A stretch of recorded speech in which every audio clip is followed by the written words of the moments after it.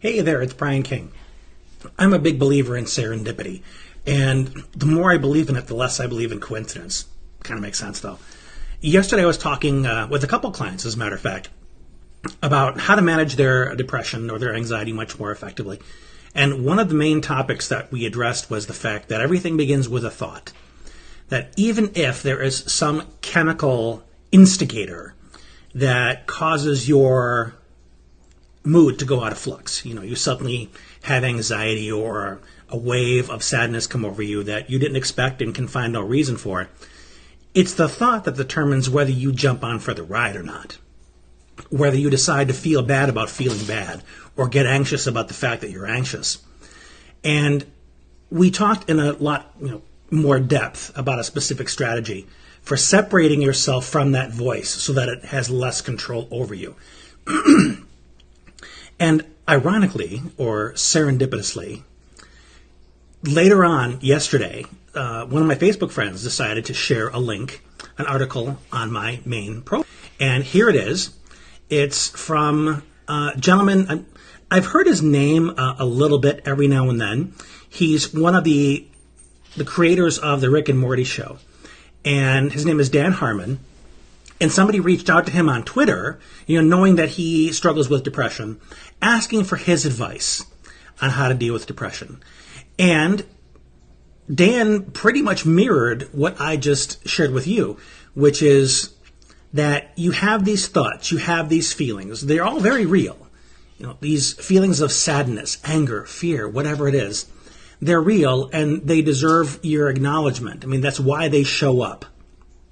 They show up to let you know something's going on that requires your attention. Now, what attention you give it, that's up to you. Do you give it the attention of acknowledgement? Like, hey, I'm starting to feel sad. What's up with that? And when you give it your attention, do you then go, well, there must be a good reason. Maybe something's wrong and I'm in denial and I'm just not paying attention to it. And the next thing you know, you're cascading towards catastrophe. Or the thought comes into your mind or the feeling shows up and you say, man, I'm kind of feeling sad. Yeah, you know what? Sometimes my brain does that. Yeah, I could feel bad about this. I could think of all the reasons why, life is difficult and unfair and all that stuff. But what would that really give me? That's not how I want to feel. I want to feel happier. What do I know that can help pick up my mood? And what do I have the most immediate access to? You see how you have the choice between at least two very different conversations? And that's some of what Dan referred to. Is he said, your thought is just a thought. Do with it as you please, but remember that it's not the truth. The feeling is real. The thought, for the most part, is illusion. It's something we create. And as its creator, we can mold it like a big ball of clay into whatever we want it to be. And I posted something on my profile about this yesterday, that everything begins with a thought.